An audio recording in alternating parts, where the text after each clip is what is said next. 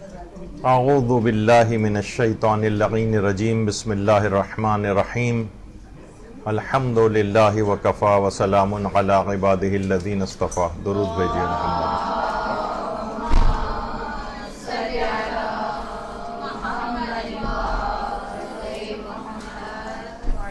آج ایک ایسے موضوع کا انتخاب کیا ہے جو بہت ہی زیادہ عام زندگی میں کوئی شخص ایسا نہیں کہ جس کو اس سے واسطہ نہ پڑتا ہو.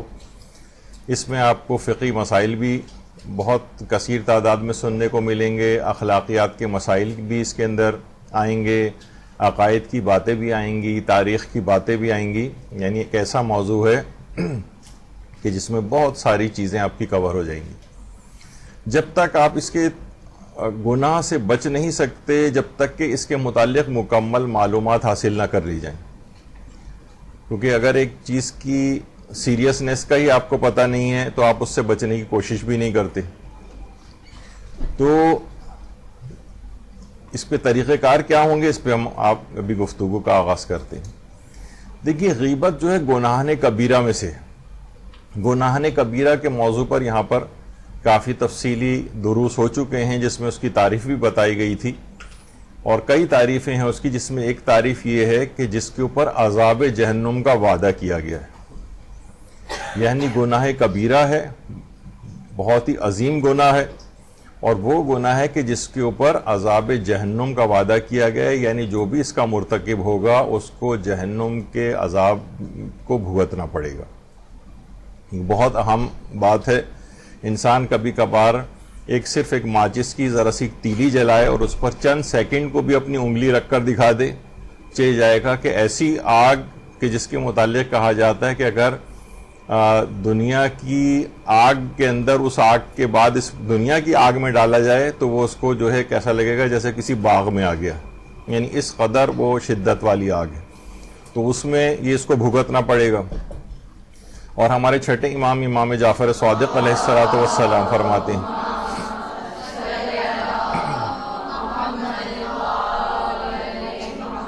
کہ اگر یہ توبہ کر لے غیبت کرنے والا تو جنت میں جانے والوں میں سب سے آخر میں جائے گا، اور اگر توبہ نہ کرے تو دوزخ میں جانے والوں میں سب سے پہلا شخص ہوگا.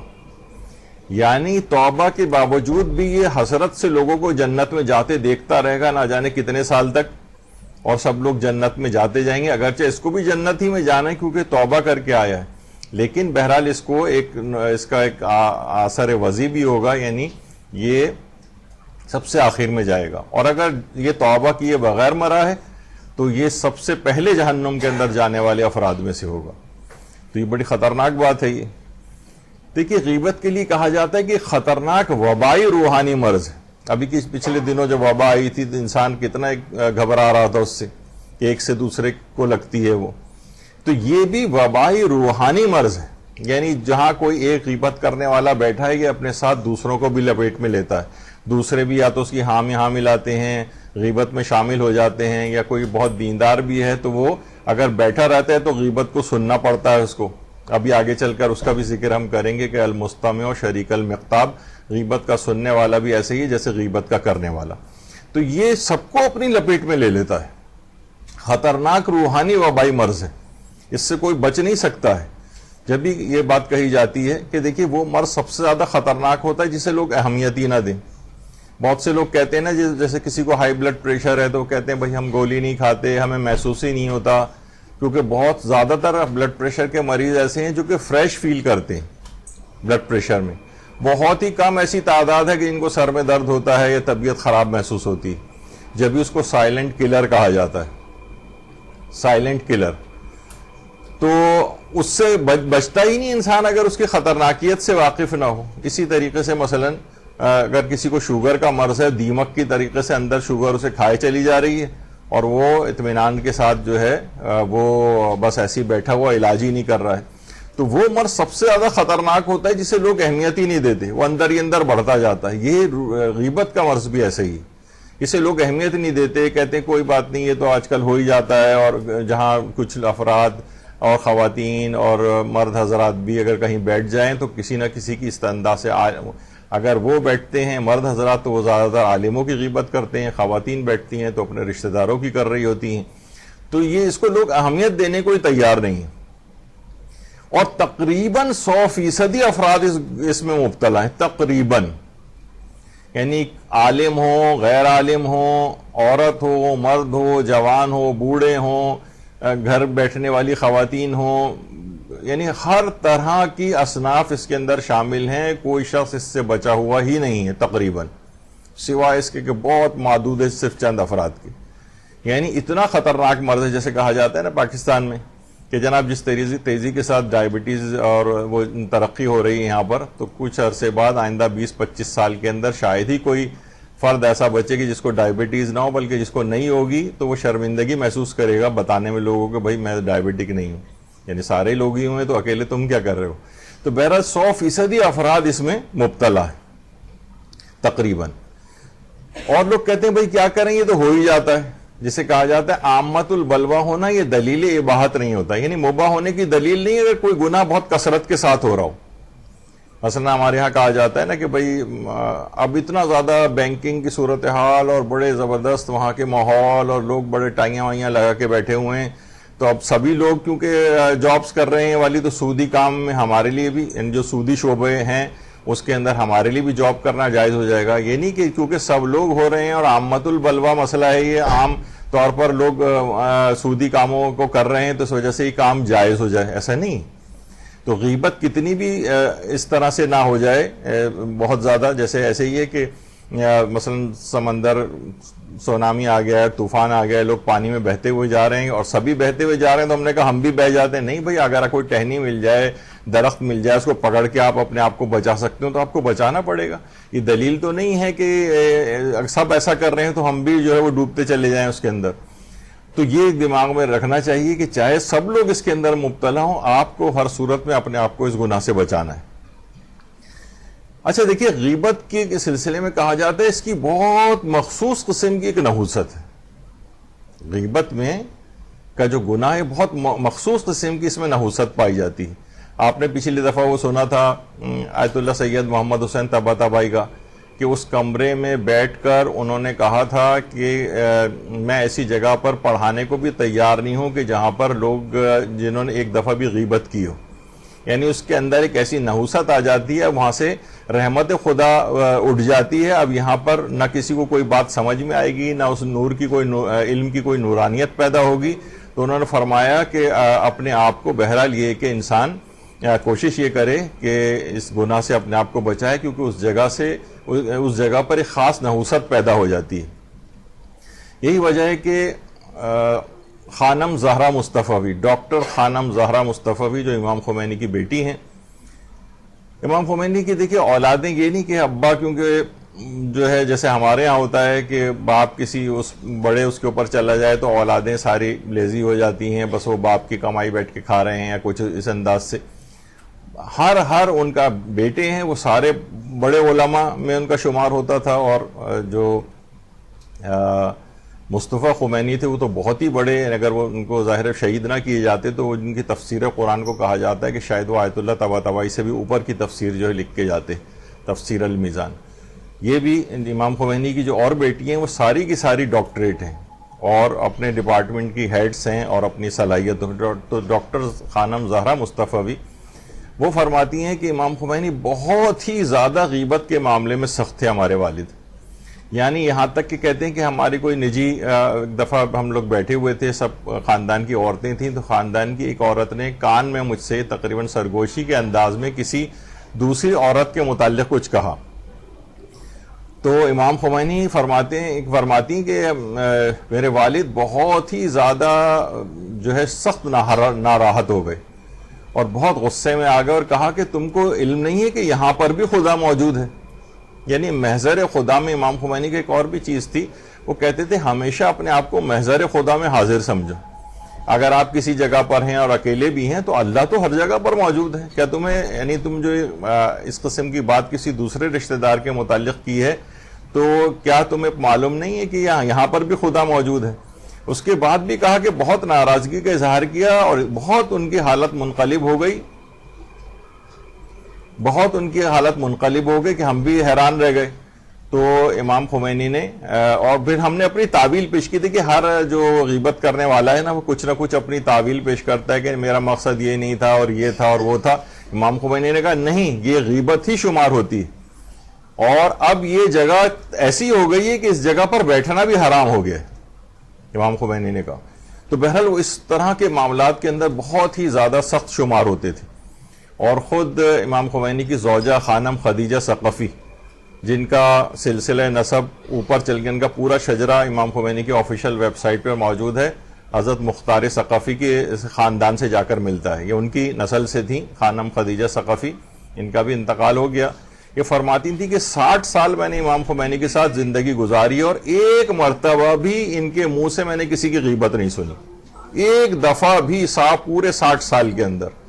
تو یہ بہت ہی ایک یعنی بہت عجیب بظاہر ہمیں بات محسوس ہوتی ہے، لیکن اگر کوئی واقعتاً حتیٰ کہ غیبت کا کرنا، غیبت کا سننے کو بھی تیار نہیں ہوتے تھے. آگے چل کر میں اس کا بھی ذکر کروں گا. اور یہ کہا جاتا ہے کہ گویا یہ تھا کہ کسی محفل میں امام خمینی بیٹھے ہوں تو گویا وہاں پر ایک سائن بورڈ لگ جاتا تھا کہ یہاں پر کسی کی غیبت نہ کی جائے گی نہ سنی جائے گی. گویا یعنی اس طرح کا تھا کہ بھئی یہ یہاں پر موجود ہے تو یہ بات انڈرسٹوڈ ہے کہ یہاں پر غیبت نہیں ہو سکتی. اب تو یہ بہت ہی اہمیت کی حامل یہ باتیں ہیں. اور اسی طریقے سے صاحب مفاتیح الجنان شیخ عباس قمی کے لیے بھی یہی بات کہی جاتی ہے کہ بہت ہی زیادہ غیبت کے معاملے میں سختی کا مظاہرہ کرتے تھے اور کہتے تھے ہرگز میں نہ کسی کی غیبت کروں گا نہ کسی کی غیبت سنوں گا. تو ہر آدمی بہت چوکنا ہو کر بیٹھتا تھا کہ ایسا نہ ہو کہ ہمارے منہ سے کسی کی کوئی غیبت نکل جائے. شیخ عباس قمی کی محفلیں بھی ایسی ہوتی تھیں. اچھا، بعض اوقات دیکھیے ہوتا یہ ہے کہ آدمی سوچتا ہے کہ بھئی ہم کسی جگہ جائیں گے تو ہمیں غیبت سننی پڑے گی کسی کی، اور اگر ہم اٹھ کر کہیں سے جائیں گے تو لوگ پھر ہماری غیبت کریں گے. تو کوئی بھی شخص یہ نہیں چاہتا کہ اس کی بھی پیٹھ پیچھے غیبت کی جائے. تو اس کا ایک طریقہ کار بتایا گیا ہے روایات کے اندر. وسائل الشیعہ کی 7ویں جلد میں ہے کہ اولیاء خدا میں سے کسی نے حضرت الیاس اور حضرت خضر سے شکایت کی کہ لوگوں کو جتنا بھی منع کریں وہ غیبت نہیں چھوڑتے ہیں. تو حضرت الیاس علیہ السلام نبی خدا نے فرمایا جب کسی محفل میں لوگ غیبت کر رہے ہوں تو کہا جائے بسم اللہ الرحمن الرحیم وصلی اللہ علی محمد و آل محمد. درود بھیجیے نا محمد و آل محمد صلی اللہ علی محمد و آل.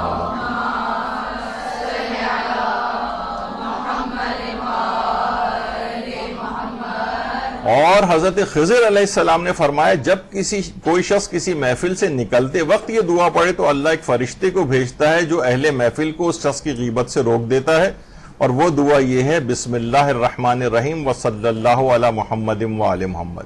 وہی جو آپ نے اوپر عبارت سنی وہ یہاں پر بھی ہے. یعنی اگر لوگوں کو منع کریں پھر بھی باز نہیں آ رہے ہوں تو آپ اس محفل کے اندر بسم اللہ پڑھنے کے بعد یہ والا درود پڑھ دیں وصلی اللہ علی محمد و آل محمد. اور حضرت خضر نے کہا اگر آپ کسی محفل سے اٹھ کر جائیں اور آپ یہ چاہتے ہوں کہ میری بھی کوئی غیبت نہ کرے تب بھی اسی دعا کو بسم اللہ کے ساتھ پڑھا جائے تو اللہ ایک فرشتے کو مقرر کر دے گا اور وہ نہ آپ کی غیبت کسی کو کرنے دے گا اور نہ ہی کسی دوسرے کو کی غیبت جو ہے وہ آپ کو سننی پڑے گی. تو یہ بہت ہی اہم ہے، یہ نوٹ کر کے رکھ لینا چاہیے. اتنا آسان ہے کہ آپ بسم اللہ کے بعد صرف آپ کو وصلی اللہ علی محمد و آل محمد کہنا ہے اور بس انشاءاللہ اس کی برکات نازل ہوں گی. اور قرآن کی جو آیت بہت زیادہ پڑھی جاتی ہے وَلَا تَجَسُّسُوا وَلَا يَغْتَبْ بَعْضُكُمْ بَعْضًا، اور یہ جو اس کے اندر خاص طور پر آگے چل کر یہ بات آئی ہے کہ يُحِبُّ أَحَدَكُمْ أَن يَأْكُلَ لَحْمَ أَخِيهِ مَيْتًا فَكَرِهْتُمُوهُ. یعنی کس قدر یہ بات بری ہے کہ تو اپنے کسی مردہ بھائی کا گوشت کھاؤ. یعنی غیبت کو اپنے مردہ بھائی کا گوشت کھانے سے تعبیر کیا گیا ہے. قرآن کی آیت ہے، یہ کوئی عام محاورہ بھی نہیں ہے. قرآن کے اندر کوئی کہ آپ کو پتہ ہے کہ کوئی بڑھا چڑھا کر بات مبالغے کے طور پر بھی بیان نہیں کی جاتی. جو اصل ریئلٹی ہے وہی قرآن کے اندر آئی ہے. اپنے مردہ بھائی کا گوشت کھانا کہ خبردار ایک دوسرے کے عیب تلاش نہ کرو یا غیبت نہ کرو اور ایک دوسرے کی عیب تلاش نہ کرو اور ایک دوسرے کی غیبت بھی نہ کرو. کیا تم میں کوئی اس بات کو پسند کرے گا کہ اپنے مردہ بھائی کا گوشت کھائے؟ تو اب انسان واقعتاً ویژولائز کرے جب اللہ نے کہا ہے کہ مثلا کوئی مردہ بھائی ہمارے سامنے اس طرح سے لیٹا ہوا ہے اور ہم اس کا گوشت نوچ نوچ کر کھا رہے ہیں، بالکل یہی قرآن نے اسی طریقے سے کہا ہے اس کو۔ اچھا، سب سے زیادہ زہریلا گوشت کس کا ہوتا ہے؟ غیبتیں تو دیکھیں ہم سبھی کی کر رہے ہوتے ہیں۔ علماء نے کہا کہ سب سے زیادہ جو زہریلا گوشت ہے مردہ بھائی والا، وہ علماء کا گوشت ہے، جو آج کل بہت زیادہ، یعنی ہر کوئی بھی عالم، آپ کہیں بھی جا کر بیٹھ جائیں، کسی محفل میں جا کر بیٹھ جائیں، کسی جگہ بھی جا کر بیٹھ جائیں، وہ تہمتوں کا بازار عالموں کے خلاف بلند ہوتا ہے، چاہے وہ لوکل علماء ہوں، چاہے وہ مراجع تقلید ہوں۔ ایسی ایسی باتیں آپ کو سننے کو ملتی ہیں، خاص طور پر شب عید جب چاند والے مسئلے پیش آ رہے ہوتے ہیں تو اس وقت علماء اور مجتہدین کو اتنی زبردست گالیاں، برا بھلا، ان کے فتاوے کے اوپر جو ہے نا جاہلانہ تنقید، یہ سب کچھ سننا پڑتی۔ کہا جاتا ہے کہ سب سے زیادہ جو زہریلا گوشت ہے، جو جس کے آثار ہوتے ہیں، وہ علماء کے خلاف غیبتوں کا کرنا اور غیبتوں کا سننا۔ اور کہا جاتا ہے کہ اس کا ایک اور یہ بھی ہوتا ہے کہ جسمانی اعتبار سے، اس دنیا کے اعتبار سے تو اس کی جو مسائل اس کے ساتھ ہوتے ہیں وہ اپنی جگہ کے اوپر ہیں، لیکن اس کا ایک نقصان یہ ہوتا ہے کہ اس دنیا میں مرنے سے پہلے ہی اس کا دل مردہ ہو چکا ہوتا ہے۔ اس کا ایک آثار وضیح میں سے ایک چیز شمار ہوتی ہے۔ علماء کی غیبت سے انسان کا اس سے پہلے کہ اس دنیا سے جائے اس کا جسم مردہ ہو، اس سے پہلے اس کا دل مردہ ہو چکا ہوتا ہے۔ تو سب سے زیادہ زہریلا گوشت جو ہے جس کو مردہ بھائی کا کھانا ہوتا ہے، وہ ہے علماء کی غیبت کرنا۔ تو یہ علماء نے خاص طور پر یہ بات جو ہے یہ آتی ہے، یہاں تک کہ یعنی مجھے بہت میرے قریبی دوست ہیں جن کا بہت زیادہ وہاں پر آنا جانا بھی ہوتا ہے عراق زیارات کے سلسلے میں، تو انہوں نے مجھے وہ اس شخص کی بات بتائی کہ جن کی اس سے براہ راست ملاقات ہوئی تھی، حرم مولا علی کی انتظامیہ کے جو افراد میں سے ایک اہم رکن، جن کی ایک میٹنگ ماہانہ تقریباً ہوتی ہے، کیونکہ حرم کی جو سمجھیں ایک لحاظ سے ہیڈ کر رہے ہوتے ہیں انتظامات کی چیزوں کو، ان میں آغا سیستانی بھی جو ہے وہ شامل ہیں۔ تو بہت سے لوگ ہوتے ہیں نا جو مراجع کے خلاف ہوتے ہیں کسی بھی باتوں پہ، تو ان میں خود اس آدمی نے یہ بات بتائی کہ میں ایک دفعہ گاڑی میں اپنے ایک دوست کے ساتھ جو ہے وہ جا رہا تھا، تو راستے میں نے آیت اللہ سیستانی کی کافی برائی کی، کسی وجہ سے بہت سے لوگوں کو باتیں ان کی سمجھ میں نہیں آ رہی ہوتی، اور بہت میں نے مذمت کی ان کی، کہہ رہے ہیں اس کے بعد جب وہ میٹنگ ہوئی، نارمل طریقے سے میٹنگ ہوئی، جب سب لوگ چلے گئے تو میں جب اٹھ کے جانے لگا تو آیت اللہ سیستانی نے مجھے اپنے پاس بلایا اور کہا کہ آج تم نے حرم کی میرے اس میٹنگ میں آنے سے پہلے گاڑی میں میرے متعلق جو کچھ کہا ہے، جو غیبت کی ہے، میں اس کو معاف کرتا ہوں۔ یعنی بہت سارے واقعتاً چیزیں ایسی ہیں، اور آیت اللہ سیستانی تو بہت ہی ایک عجیب ایک بے نفس قسم کے جو شخص ہیں، وہ اپنی ہر قسم کی تمام چیزوں کو بھی معاف کرتے ہیں، بلکہ دوسروں سے بھی کہتے ہیں کہ اگر کوئی غیبت میری کر رہا ہو یا تہمت اور الزام بھی لگا رہا ہو تو میں راضی نہیں ہوں کہ میری طرف سے تم صفائیاں پیش کرو، کہنے دو اسے جو کچھ بھی کہہ رہا ہے اور اپنے کاموں کے اندر مصروف رہو۔ تو یہ بڑی عجیب و غریب واقعتاً ان کی شخصیت ہے۔ تو یہ علماء کو بھی سننی پڑتی ہیں، ان کی بھی غیبتیں لوگ کر رہے ہوتے ہیں اور ایسے ایسے الزامات لگا رہے ہوتے ہیں، ایسے ایسے الزامات لگا رہے ہوتے ہیں کہ آقا محسن قراتی جن کے متعلق میں نے بات بتائی تھی، دیکھیں بہت سے ہیں علماء، ان کے حالات آہستہ آہستہ کر کے کچھ بہتر ہو جاتے ہیں۔ پہلے مثلا لوگ ان کے پاس نہیں تھی گاڑی، اب کوئی گاڑی بھی آ گئی ہے، مثلا بہت سے لوگ تحفے کے اندر بھی چیزیں دے جاتے ہیں۔ تو کہہ رہے ہیں کہ ایک زمانہ تھا کہ میں بس کے اسٹاپ پہ کھڑا ہوا تھا اپنے درس دینے جانے کے لیے، تو لائن کے اندر جو لوگ کھڑے ہوئے تھے تو ایک مجھ سے آگے والا جو شخص تھا اس نے کہا کہ یہ جو پیچھے کھڑے ہوئے تو میں دیکھ رہے ہو، یہ مجھے محسن قراتی لگ رہے ہیں۔ تو کہہ رہے ہیں وہ دوسرے آدمی نے کہا ارے بھائی یہ محسن قراتی کیسے ہو سکتے ہیں، ان کے پاس تو اتنی بڑی گاڑی ہیں، وہ بس کی لائن کے اندر لگے گا، اس کے پاس تو 5 گاڑیاں ہیں، اتنے گھر ہیں۔ کہہ رہے ہیں میرے متعلق وہ یہ بات کہہ رہا ہے وہ شخص، اور ایک بالکل جھوٹ اور بے بنیاد بات میں بس کی لائن کے اندر لگا ہوا ہوں۔ دیکھیے وہاں بہت سے علماء کے متعلق ہی ملتا ہے۔ مثلا ہمارے ایک دوست بتا رہے تھے کہ آغا علی اکبر مہدی پور یہ وہ شخصیت ہے کہ جنہوں نے ایران میں جو سب سے زیادہ امام زمانہ علیہ الصلوۃ والسلام پہ جو کام کیا ہے،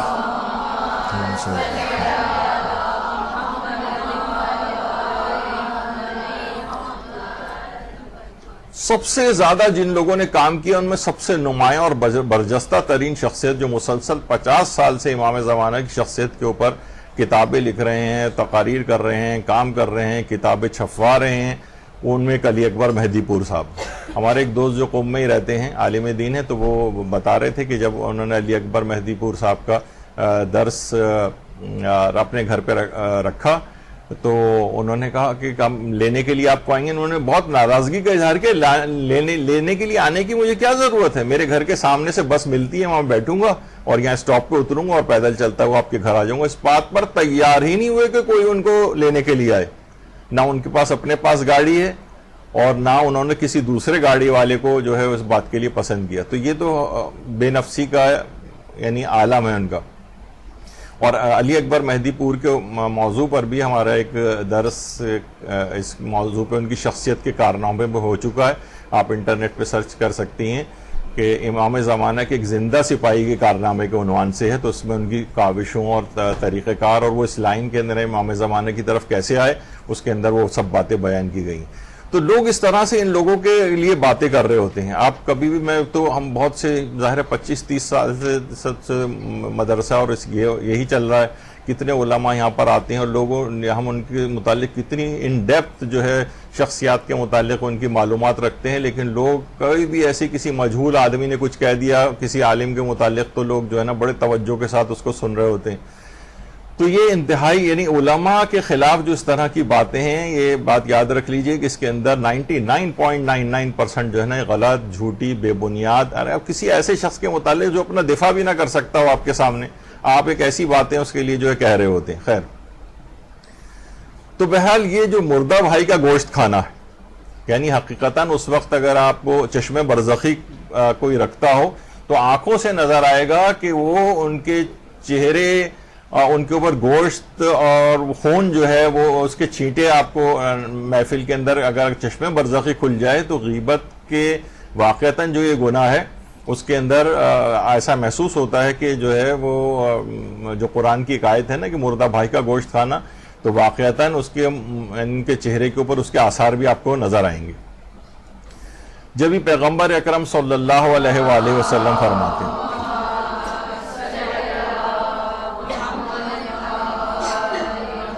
فرماتے ہیں کہ شب معراج میں قوم کے پاس سے گزرا جو اپنے ناخنوں سے اپنے رخساروں کو نوچ رہی تھی.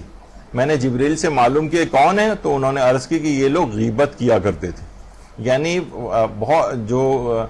جن گناہوں کو پیغمبر اکرم نے ان کے عذابوں کو اپنی آنکھوں سے شب معراج دیکھا، اس کے اندر ایک غیبت کا گناہ بھی تھا. غیبت کیا کرتے تھے، لوگوں کی بے عزتی کے اندر مصروف رہتے تھے. یعنی ان کے پیغمبر اکرم نے اپنی آنکھوں سے ان افراد کے اوپر ان عذابوں کو ہوتے دیکھا. جب بھی امیر المومنین علی ابن ابی طالب علیہ السلام فرماتے ہیں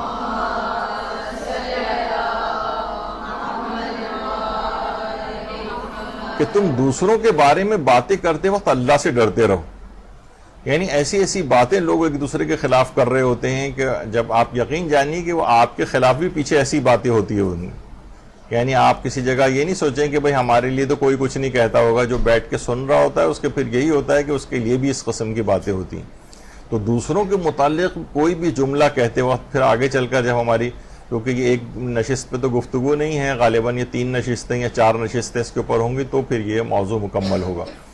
تو اس میں ہم یہ جب اس سے غیبت کے گناہ سے بچنے کے طریقے کون کون سے ہیں ان طریقوں پر جب آئیں گے تو بہرحال یہ کہ انسان اپنی زبان کو کنٹرول کر کے رکھے کہ سوچ کر بولے کہ میں کسی کے خلاف کوئی ایسی بات تو نہیں کہہ رہا جو غیبت کے زمرے میں آتی ہو. باتیں کرتے وقت اللہ سے ڈرو. مولا فرماتے ہیں تم دوسروں کے بارے میں باتیں کرتے وقت اللہ تعالیٰ سے ڈرتے رہو. ایسا نہ ہو کوئی اس قسم کی بات کوئی ایسی آپ کی زبان سے نکل جائے جو عذاب جہنم کا سبب بن جائے. کیونکہ قیامت کے روز یہی تمام اعضاء جو جن کی ہم بڑی حفاظت کر رہے ہوتے ہیں یہ سب کے سب گویا ہو جائیں گے. یہ سب کے سب ہمارے خلاف گواہی دیں گے. یہ ہاتھ، یہ پاؤں، یہ کان، یہ زبان، یہ خود ہمارے اپنے خلاف گواہی دے گی. بلکہ قرآن کی آیات ہیں کہ وہ انسان ان کے اوپر غصے ہوگا، ناراض ہوگا اپنے اعضاء و جوارح کے اوپر کہ تم ہی میرے خلاف گواہی دے رہی ہو. تو یہ سب یہ جو ہیں جن کے اوپر کریمیں لگا رہی ہوتی ہیں اور اتنے ان کا خیال رکھ رہی ہوتی ہیں اور مختلف آرائش حسن کی چیزیں جو کر رہی ہوتی ہیں، سب کی سب انسان کی جلد بھی یہ بھی آپ کے خلاف گواہی دے گی. تو بہرحال یہ تمام چیزیں ایسی ہیں کہ جس کو سوچنا چاہیے کہ زبان بھی اسی طریقے سے گواہی دے گی، چاہے آپ وہاں پر کوئی ایکسکیوز بھی نہیں چلے گا. اور انسان بہت سے افراد جو جھوٹ کے عادی ہوتے ہیں، یہ بھی قرآن کے اندر ہے کہ وہ اس قدر اس وقت بھی وہاں جا کر بھی جھوٹ بولیں گے اور اپنے کہیں گے نہیں یہ غلط کہہ رہے ہیں جسمانی اعضا، میں نے تو ایسا نہیں کیا. تو یہاں تک کہ ان کی اس بکواسیات کو بند کرنے کے لیے ان کے زبانوں کے اوپر جو ہے مہرے لگا دی جائے، منہ پہ مہر لگا دی جائے گی، منہ بند کر دیا جائے گا، سی دیا جائے گا کہ اپنی جو ہے نا اس بکواس کو بند کرو، تم نے سب کام کیے اور اب یہاں پر بھی تم آ کر جھوٹ بول رہے ہو. یعنی یہ جھوٹ یا اس طرح کے جو گناہ کا انسان عادی ہوتا ہے کہ وہاں جا کر بھی اس کا اعادہ کرے گا. تو بہرحال یہ اس سے زبان سے اپنے آپ کو اس قسم کے اس سے بچانا پڑے گا. اچھا، یہاں تک اس گناہ کی وہ بڑھ گئی ہے نفوذ کہ مقدس مقامات پر بھی غیبتیں شروع ہو گئیں. مثلا انسان اگر اعتکاف میں بیٹھا ہوا ہوتا ہے تو وہاں پر بھی جب لوگ بیٹھے ہوئے ہیں تو وہ وہاں پر بھی غیبتیں ہو رہی ہیں. یا مثلا مسجد کے اندر جو ہے وہ غیبت ہو رہی ہے. پیغمبر اکرم صلی اللہ علیہ وآلہ وسلم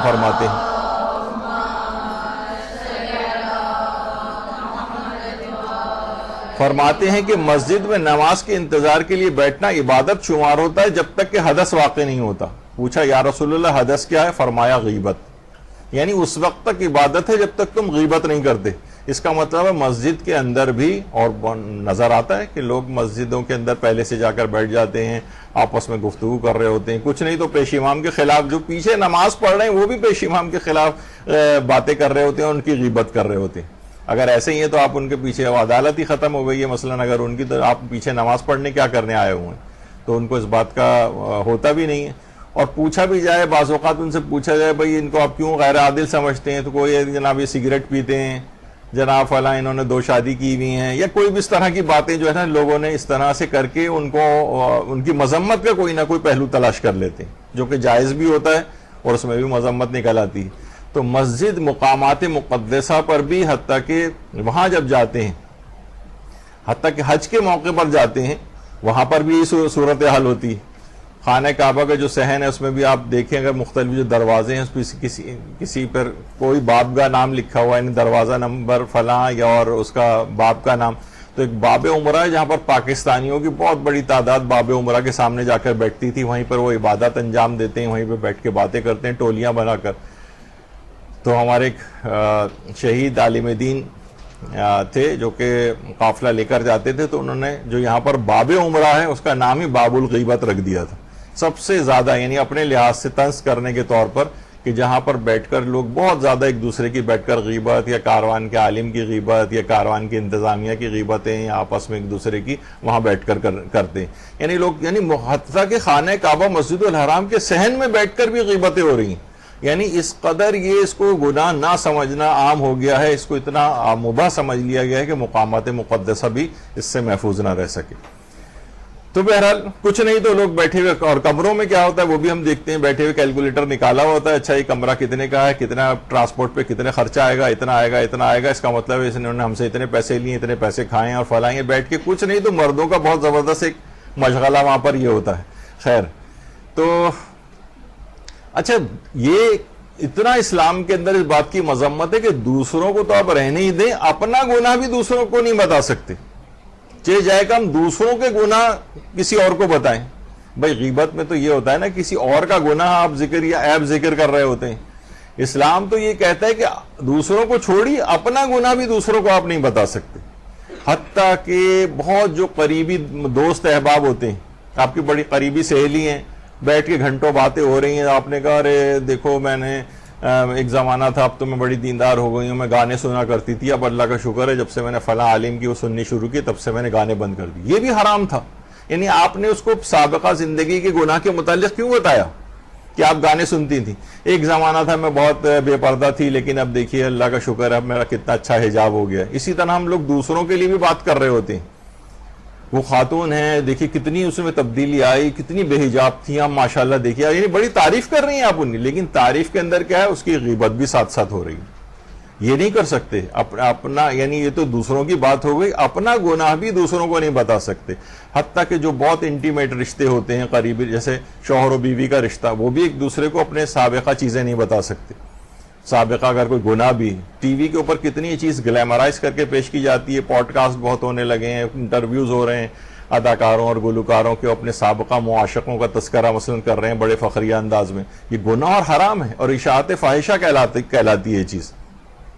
یعنی اشاعت فاحشہ یعنی فحش باتوں کا فروغ. ان الذین یحبون ان تشیع الفاحشہ لہم عذاب علیم. وہ لوگ جو اس بات کو یعنی فواحش کا فروغ کرتے ہیں ان کے لیے دردناک عذاب ہے.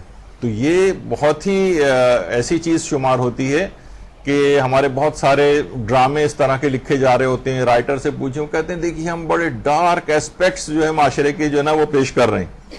یہ اشاعت فاحشہ کے اندر یہ چیز آتی ہے. جس طریقے سے گناہ کو پھیلنے دینا، چاہے آپ کسی بھی طور پر ہو، یعنی بظاہر تو یہ بات سمجھی جا رہی ہوتی کہ دیکھیے ہم معاشرے کے ڈارک ایسپیکٹ دکھا رہے ہیں، جبکہ آپ ڈارک ایسپیکٹس کو فروغ دے رہے ہوتے ہیں. دیکھیے بہت سے عرب ممالک ایسے ہیں، آپ چلے جائیں یو اے ای کے اخبارات اٹھا کے دیکھ لیں، سعودی عرب کے اخبارات اٹھا کے دیکھ لیں، جو جرائم کی خبریں ہوتی ہیں نا وہ نہ ہونے کے برابر ہوتی ہیں اس میں. اور کسی حد تک اس کا ایک رول اس میں بھی ہے، سخت قوانین اپنی جگہ پر ہیں، لیکن جتنا آپ، اور ہمارے ہاں کیا ہوتا ہے، ایک معمولی سے کہیں ایک واقعہ بھی ہوتا ہے نا تو واٹس ایپ اور ہر چینل اس کو بڑھا چڑھا کے پیش کرتا ہے، اس پہ بار بار پروگرام کیے جا رہے ہوتے ہیں. تو کیا ہے کہ اشاعت فاحشہ یعنی چیز، بلکہ لوگ اور اس سے سیکھ رہے ہوتے ہیں، وہ جرائم کی جو چیزیں ہیں وہ لوگ اس سے سیکھ رہے ہوتے ہیں. تو یہ نہ صرف یہ کہ اپنے گناہ دوسروں کے گناہ دوسروں کو نہیں بتا سکتے، بلکہ اپنے گناہ بھی دوسروں کو نہیں بتا سکتے. جب ہی حضرت امیر المومنین علی ابن ابی طالب علیہ السلام فرماتے ہیں، اللہم صلی علی محمد،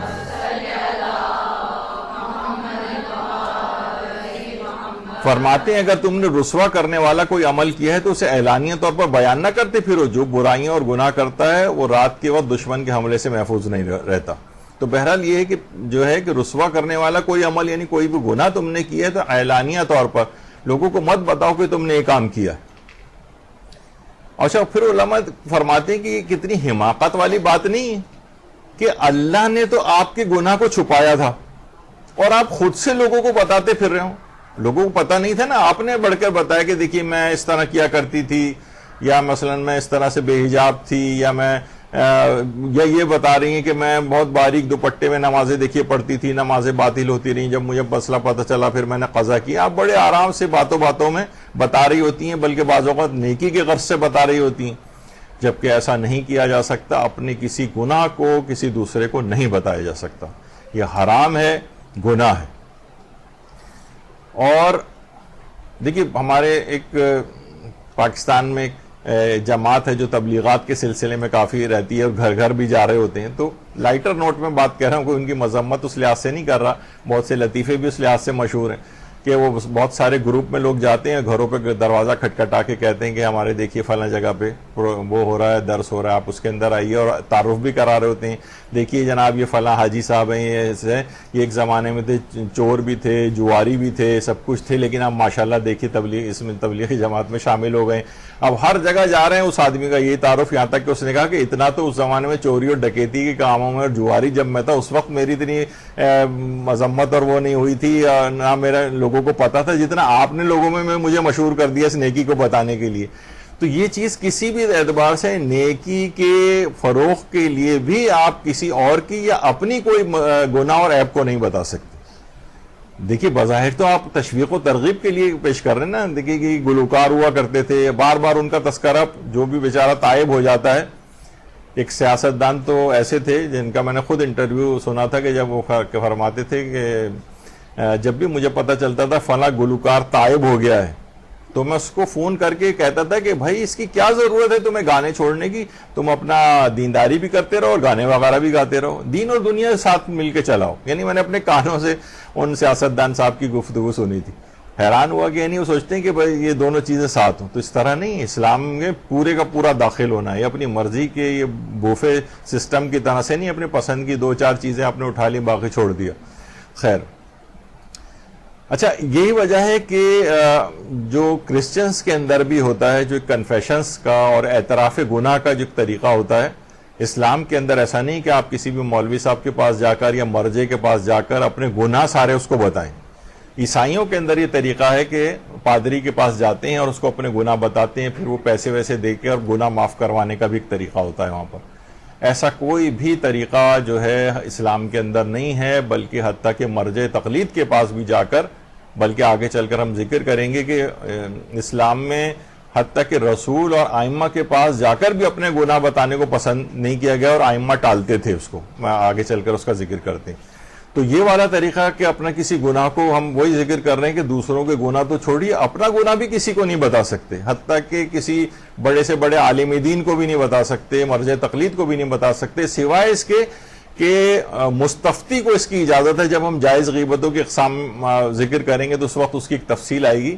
یعنی اگر آپ کو کوئی فقہی مسئلہ دریافت کرنا ہے, کوئی ایسی چیز جس میں بتانا ضروری ہے کہ میں نے فلاں عمل کیا ہے, تو وہ میں بھی ایک فتویٰ حاصل کرنے کے لحاظ سے ایک بات ہوتی ہے, اس میں بھی کچھ احتیاطیں ہیں جو میں اپنے مقام پہ ذکر کروں گا. تو یہ ہمارے ہاں نہیں ہے یہ والا مسئلہ. اسی طریقے سے آج کل ایک اور چیز بھی ہوتی ہے, آپ دیکھتی ہیں کہ بہت سارے ٹی وی پروگرام, ظاہر ہے میں نام نہیں لوں گا ورنہ مشخص ہو جاتی ہے وہ چیز, کہ مثلا وہ ری انیکٹمنٹ جسے کہا جاتا ہے جرائم کی, کہ ہم دیکھیے ایک جرم ہوا تھا, اب اس کو پورا دوبارہ سے اس کو پورا پکچرائز کرتے ہیں, اس کو فلم بناتے ہیں, اس کا ڈرامہ بناتے ہیں اور پھر ایک پیش کرتے ہیں, پھر لوگ بڑے توجہ کے ساتھ اس کو دیکھتے ہیں. تو یہ کیا ہے کہ اس سے ان جرائم کی اور فروغ ہو رہی ہوتی ہے, یہ مذمت نہیں ہو رہی ہوتی, ورنہ تو جرائم بہت کم ہو چکی ہوتی ہے اب تک. ہر دفعہ جرائم میں مسلسل اضافہ ہوتا ہے. کتنے بچوں کا یہ آتا ہے کہ جناب انہوں نے جو وائلنٹ بیہیویئر ہیں یا گن چلانا اور فلاں چیزیں انہوں نے ٹی وی ڈراموں اور فلموں سے سیکھی ہوتی. تو بہرحال یہ اس طرح سے پکچرائز کرنا, اور اس کو یہ بھی اشاعت فاحشہ میں آتا ہے, گناہوں کی ترویج اور ترغیب کے اندر یہ چیز آتی ہے. اچھا اب دیکھیے انسان کا جو اپنا نامہ اعمال ہے, نامہ اعمال کے اندر بھی کیا چیز ہوتی ہے, یعنی نیکیوں کا نامہ اعمال بھی ہوتا ہے, برائیوں کا نامہ اعمال بھی ہوتا ہے. تو جب بھی آپ کوئی بھی خدا نخواستہ کوئی شخص گناہ کرتا ہے نا, تو فوراً نہیں لکھا جاتا, بلکہ 7 گھنٹے کی انسان کو مہلت دی جاتی ہے کہ جس میں وہ توبہ کر لے.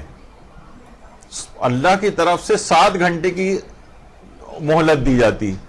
جب وہ 7 گھنٹے گزر جاتی ہیں اور یہ توبہ نہیں کرتا, دیکھیے توبہ کو جب بھی واجب فوری کہا گیا, یعنی جب بھی آپ سے گناہ ہو جائے فوراً اس کی توبہ کرنی ہوتی, فوراً, کیونکہ اگلے ایک تو منٹ کا پتہ نہیں ہے, ملک الموت آ گیا اور بغیر توبہ کیے آپ دنیا سے چلے گئے. تو ابھی آپ نے سنا کہ سب سے جنت میں جانے والوں میں سب سے آخر میں ہوگا جو توبہ کر کے مرا, جو توبہ نہیں کر کے مرا وہ جہنم میں جانے والوں میں سب سے پہلے ہوگا. تو کوئی بھروسہ نہیں ہے, انسان سے غیبت ہو جائے, کوئی گناہ ہو جائے, فوراً توبہ کرے. تو نامہ اعمال میں 7 گھنٹے تک کا ٹائم ہوتا ہے آپ کے پاس, جب تک وہ گناہ نہیں لکھا جا رہا ہوتا. اور اس کے بعد جب وہ 7 گھنٹے گزر جاتے ہیں تو پھر کرامن کاتبین یعلمون ما تفعلون, قرآن کی جو آیت, کرامن کاتبین, یہ جو کندھوں کے اوپر ہمارے فرشتے ہیں, اس کے بعد ان کے علم میں وہ بات آتی ہے کہ ان کو اس بات کا علم ہوتا ہے اور وہ پھر اس کو لکھتے ہیں. کرامن کاتبین, 7 گھنٹے تک کا ٹائم ہے.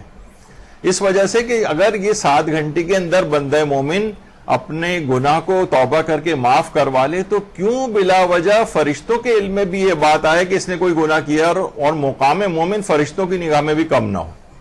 پروردگار کی طرف سے دیکھیے کتنی ہماری عزت کی ایک خیر خواہی جو ہے اس کے اندر ہے. اچھا, پھر روایات میں یہ بھی بات آئی ہے کہ دن میں کے اعمال لکھنے کا فرشتہ الگ ہے اور رات کے اعمال لکھنے کا فرشتہ الگ ہے. جو دن میں ہم کام کر رہے ہوتے ہیں وہ رات کے فرشتے کو پتہ نہیں ہوتا, اور جو رات میں ہم کوئی گناہ کا کام انجام دیتے ہیں وہ دن کے فرشتے کو پتہ نہیں ہوتا, تاکہ کم سے کم اطلاع فرشتوں کے علم میں مومن کے گناہوں کی رہے. پھر روایات میں یہ بھی آیا کہ جو فرشتہ ایک مرتبہ کاندھے کے اوپر آ جاتا ہے وہ پھر دوبارہ کبھی زندگی میں نہیں آتا, اور ہر بار وہ نئے فرشتے تبدیل ہوتے رہتے ہیں, تاکہ بار بار جب مومن کا گناہ ان کے سامنے آئے گا تو مقام مومن فرشتے کی نگاہ میں کم ہوتا جائے گا. تو جو فرشتہ ایک دفعہ کاندھے پر آ جاتا ہے وہ دوبارہ کبھی کاندھے پر واپس نہیں آتا. یہ بھی سب اللہ کی طرف سے کتنی بڑی ایک مومن اپنی عزت کو سمجھے, اپنے وقار کو سمجھے, اپنے آپ کو اس طرح بے عزت نہ کرے. تو کرامن کاتبین کے علم میں بھی یہ والی بات 7 گھنٹے کے بعد آتی ہے, اور اس میں بھی دن کے فرشتہ الگ ہے, رات کا فرشتہ الگ ہے, اور ایک مرتبہ جو فرشتہ کاندھے پر آ جاتا ہے وہ دوبارہ کبھی نہیں آتا. یہ خصوصیت کے ساتھ تاکہ فرشتوں کی نگاہ میں بھی بندہ مومن کی عزت اور وقار کم نہ ہونے پائے. اور مومن اس قدر ہے کہ وہ جناب اپنے گناہ بھی دوسروں کو بتاتا پھر رہا ہے. اللہ فرشتوں تک کے علم میں نہیں لا رہا ہے ابتدائی 7 گھنٹے میں, اور یہ بندہ مومن چاہ رہا ہے کہ اپنے باتوں میں اپنے پچھلے گناہ بھی لوگوں کو بتا رہا ہے. یہی وجہ ہے کہ جو حتیٰ کہ اگر اسلامی حکومت بھی ہے کسی جگہ, ویسے تو ہوتا بھی ہے, آپ پڑھتی ہیں نا اخبارات میں کہ جناب فلاں ہے, اس نے کوئی گناہ کیا یا کسی کو قتل کر دیا, اس کے بعد آلہ قتل لے کے تھانے میں پیش ہو گیا. دیکھیے ہر آدمی کی یہ والی ذمہ داری الگ ہے, اور خود قانون نافذ کرنے والوں کی ذمہ داری الگ ہوتی ہے. یعنی وہ تو ظاہر ہے پکڑیں گے اس کو اور اس کو سزا جو ہے وہ دینی ہوتی ہے, لیکن اگر کوئی شخص کوئی گناہ کرے تو اس کے لیے یہ بات جائز نہیں ہے کہ وہ خود جا کر کسی جگہ پیش ہو جائے اور کہے کہ میں نے فلاں گناہ کیا ہے اور یہ مجھے اس کی جو ہے وہ سزا دی جائے. حتیٰ کہ خود ائمہ معصومین کے ادوار میں بھی مثلا کوئی چور چوری کر کے آتا تھا مولا کے پاس, تو مولا اس کو ٹالتے تھے. ہو سکتا ہے تو مجبور ہو گیا ہو سکتا ہے کہ تو جو ہے وہ بھوکا ہو سکتا ہے کوئی اور عذر تجھ کو درپیش ہو. یہاں تک کہ جب وہ چوتھی مرتبہ اقرار کرتا تھا تو حد جاری کرتے تھے, ورنہ شروع میں اس کو ٹالتے تھے. تو خود سے انسان اپنا گناہ حتیٰ کہ حاکم شرع کے جو کورٹ ہے اور بارگاہ ہے اس کے اندر بھی پیش ہونا, یعنی کسی کو پتہ بھی نہیں تھا اور ہم وہاں جا کے کہہ رہے ہیں کہ ہم نے یہ گناہ کیا لہٰذا میں سزا دی جائے, اس کو اتنا وہ نہیں کیا گیا. اللہ اور آپ کے درمیان معاملہ تھا اور آپ اس کی توبہ جو ہے وہ پروردگار سے کرتے. لیکن اگر جب حاکم شرع کی ذمہ داری الگ ہے, جب پیش ہو گئے تو پھر اس کو اس کے مطابق جو ہے وہ فیصلہ کر کے اس کو سزا سنانی ہوتی ہے, جو بھی اس کو فیصلہ دینا ہوتا ہے. اور خود ایران کے اندر بھی جو حاکم شرع ہے وہ مجتہد ہوتا ہے, اور یا مجتہد کا اس لحاظ سے جو نمائندہ ہو. تو بہرحال یعنی جو فیصلہ کرنے کا اختیار ہے وہ صرف مجتہد کے پاس ہوتا ہے. جب بھی پاکستانی کورٹ وغیرہ کے اندر بھی یہاں مجبوری کی حالت میں آپ کو جانے کی اجازت ہے, کیونکہ اور کوئی طریقہ نہیں ہوتا اپنے حق کو لینے کا. اور طلاقوں وغیرہ کے معاملات میں تو عدالتوں کو کوئی اختیار ہی نہیں ہے, اگر وہ دے بھی دیں تو شرعاً وہ جو طلاق نافذ نہیں ہوتی. یہ ہمارا ایک بہت بڑا, حتیٰ کہ خود غیر شیعہ فقہوں کے اندر بھی اس طرح کے اب وہی نظریہ بعض مکاتب اختیار کر رہے ہیں جو شیعوں کا پہلے سے ہی ہے کہ طلاق کے مسئلے میں عدالتوں کی جو غیر مجتہد کی جو عدالتیں ہیں اس کے فیصلے کی اہمیت نہیں. تو بہرحال اس میں بھی اجازت سوچیے کہ نہیں کہ ہم جا کر اپنے گناہ بتا کے اور اپنی سزا یہاں سن لیں یا سزا کو بھگت لیں, ایسا نہیں. اچھا دیکھیے دوسروں کے گناہ آپ کے علم میں کب آتے ہیں؟ جب آپ غیبت تو آپ تب کریں گے نا وہ گناہ آپ کے علم میں آئے گا. گناہ آپ کے علم میں اس وقت آتا ہے جب آپ تجسس کر رہی ہوتی ہیں, کان لگاتی ہیں, کہیں بات ہو رہی ہوتی ہے, آپ کہتی ہیں جی جی کیا کہا, اچھا فلاں, یعنی جب آپ کو تجسس ہوتا ہے نا تو آپ کے جو اس جذبہ تجسس کے نتیجے میں گناہ آپ کو پتہ چلتے ہیں. جبکہ قرآن کے اندر ہے وَلَا تَجَسَّسُوا, ایک دوسرے کی پوشیدہ باتوں کی جستجو نہ کرو. کہیں ہو بھی رہی ہو نا تو آپ کنی کترا کے وہاں سے نکل جائیں, کان میں بھی نہ پڑے آپ کی کوئی بات. یعنی قرآن نے واضح حکم دیا ہے وَلَا تَجَسَّسُوا, تجسس نہ کرو, ایک دوسرے کے عیبوں کی تلاش نہ کرو, ان کی پوشیدہ باتوں کو جاننے کی کوشش نہ کرو. اور یہاں آپ کوریت کر, آپ سے مراد یہ کہ جو لوگ اس میں انوالو ہوتے ہیں کوریت کر پوچھتے ہیں اچھا یہ ہوا تھا, اچھا کیا ہوا تھا. اور اس میں یقین جانیے کہ زیادہ تر باتیں وہ جب بیان ہو رہی ہوتی ہیں تو اس میں کون سی اس میں نمک مرچ یہ وہ ساری چیزیں ایڈ کر کے وہ ایک زبردست قسم کی ایک ڈش تیار ہو رہی ہوتی ہے اس وقت, جس میں بہت ہی کم جو ہے وہ جو گفتگو ہوتی ہے. جب غیر پارلیمانی سا جملہ ہے کہ گفتگو ایسی ہوتی ہے جس میں گفت کم ہوتا ہے. تو بہرحال یہ اس طرح کی چیزیں. جبکہ قرآن نے کیا کہا, یا ایھا الذین آمنوا اجتنبوا کثیرا من الظن ان بعض الظن اثم, اے ایمان والو اکثر گمانوں سے اجتناب کرو کیونکہ بعض گمان گناہ کا درجہ رکھتے ہیں, اور خبردار ایک دوسرے کے عیب تلاش نہ کرو. ولا تجسسوا, یعنی تجسس سے کام نہ لو جس کو ہمیں عیب تلاش کرنا کہتے ہیں. پھر آگے چل کر غیبت کے متعلق جو آگے آپ نے آیت سنی سورہ حجرات کی, تو قرآن نے واضح طور پر غیبت سے پہلے تجسس کو منع کیا ہے, کیونکہ یہ پتہ ہی آپ کو گناہ اس وقت چلے گا جب آپ اپنے جذبہ تجسس کو کام میں لے کر آئیں گے. منتخب التواریخ ملا ہاشم خراسانی کی کتاب ہے, اس کے اندر ملتا ہے کہ پیغمبر اکرم صلی اللہ علیہ وآلہ وسلم